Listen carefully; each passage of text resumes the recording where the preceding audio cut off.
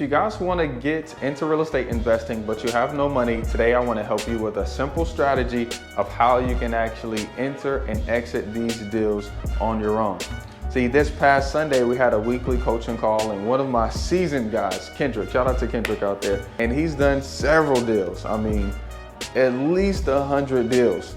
And and I don't know, for whatever reason, you know, fear and doubt was coming all over him. And he said he hadn't gotten a deal in the last month. So he came on the weekly coaching calls, because he doesn't normally come.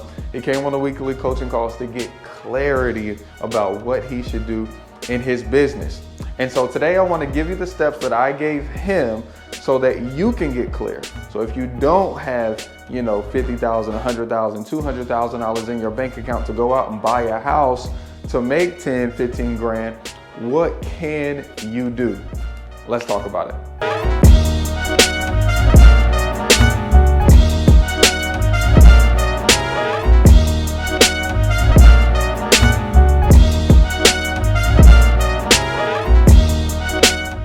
What's up, guys? It's your boy Sawan Belcher. This is me taking action right here on YouTube and Instagram.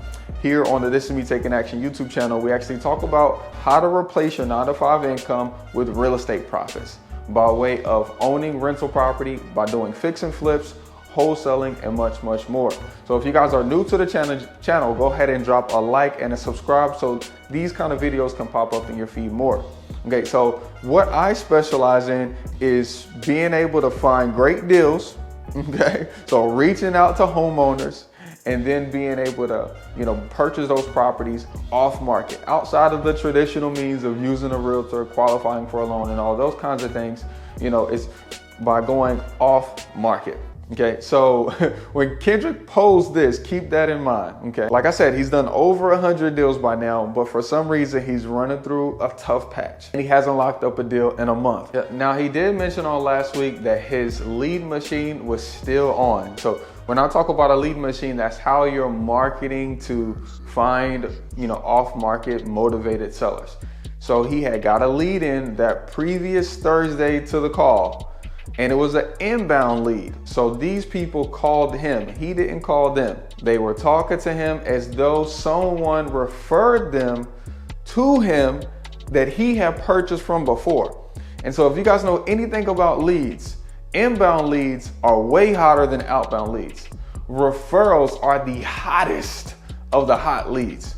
So anytime you get these two combinations, it's almost like a layup from God, or like a God's wink. And he said he talked to this guy for about 30 minutes. The guy is motivated, he's out of town, inherit the property, all the motivational cues. The house needs a bunch of work. And the guy just said, hey, get back to him ASAP. He's ready to let it go. And I said, Kendrick, he said, let it go? He said, yeah. So when you're talking to sellers, they're gonna say different buzzwords, let it go, you know, ready to get rid of, those kinds of things. Those are buzzwords that something should go off in your brain that this guy is motivated. And then I like to reaffirm that they are motivated, you know, right after they say something like that. You know, he was supposed to call him, Kendrick was supposed to call the seller back on the next day and present an offer that he could do. That's already wrong. I'm saying, Kendrick, why did you do that? Okay. We never want to get off of a hot phone call with a seller that actually wants to sell and not get a price commitment. On the second phone call, that's when you're supposed to, you know, give your, you know, quote unquote offer of what you can do. So I simply did these steps with him. I said, hey bro, look, share the address. He shared the address right there on the call. I said, great, let's look at the comparable sales. He brought out all the comparable sales. Comparable sales are like similar beds, similar baths, similar square footage that sold in the last 12 months. I think it was like 69, 88, 100, 140, 120. I think those were the comps that he had pulled out that were similar baths, similar square footage, you know, similar beds. So what do you think about these comps? He said, well, you know, some of them were as is, some of them were resale. I said, great. Well, which ones do you think were as is? And so we simply did an average of the high comps, and we came up with an after repair value of $138,000 and go from that particular scenario. So I said, Kendrick, what's our formula to figure out what we should offer? He said, well, first I know I should offer somewhere between that 69 and 88. He said, but that made me nervous, man. I drove by the house. It definitely need like a $50,000 rehab, man. And I'm like, bro, hold on. Slow down. What's the formula? See, a lot of the times in business, especially when we don't have any money, all of our fears will start getting in the way of us getting to what we're trying to get to. And the only way that I know how to cancel out fear is to take action. The only way I know how to get rid of doubt is to do something. And that's what I was trying to walk him through. So I said, hold on, stop talking like that. Let's do the formula. And a simple formula, it's just ARV, so after repair value, that's what we came up with, times 70%. So that takes out 30% for your profit, if you decide to sell the property, okay? And then minus the repairs that it would take. So he guesstimated $50,000. And then I said, okay, great. Well, let's minus another, $6,000 or $7,000 just in case. And I think we came up with $35,000. I said, okay, bro. So now we figured out that we need to be at $35,000 on this house. So do you believe that if you presented this offer of $35,000 on a house that's potentially worth $138,000, do you believe that that's a good deal? He said, yeah. And he starts smiling now. Like the worry and fear came off of his face. He started to smile now. I said, okay, great. Since we believe that that's going to be a good deal, what's our first exit strategy? He thought about it for a little bit. And he said, well, if I don't have the money, I guess I could always find somebody and sell the contract too. So our first exit strategy is always wholesaling the deal, selling the contract for a fee to someone else who's willing to come in and take in our place.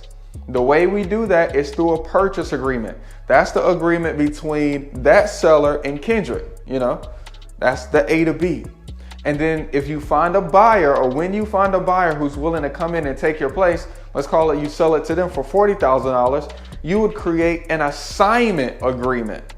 Okay, and the assignment agreement would say that, hey, Kendrick, the buyer, agrees to not buy the house and sell the contract, so that way the new buyer can bring the money for the seller to the closing, and Kendrick gets paid that $5,000 at the closing when it happens. And he's like, oh yeah, I think I know somebody right now that would be willing to buy that house for $40,000, because that's good. Because my homeboy got a house right down the street, and he paid $100,000 for it as is. I said, okay, well, great. So why are you hesitating on making the offer?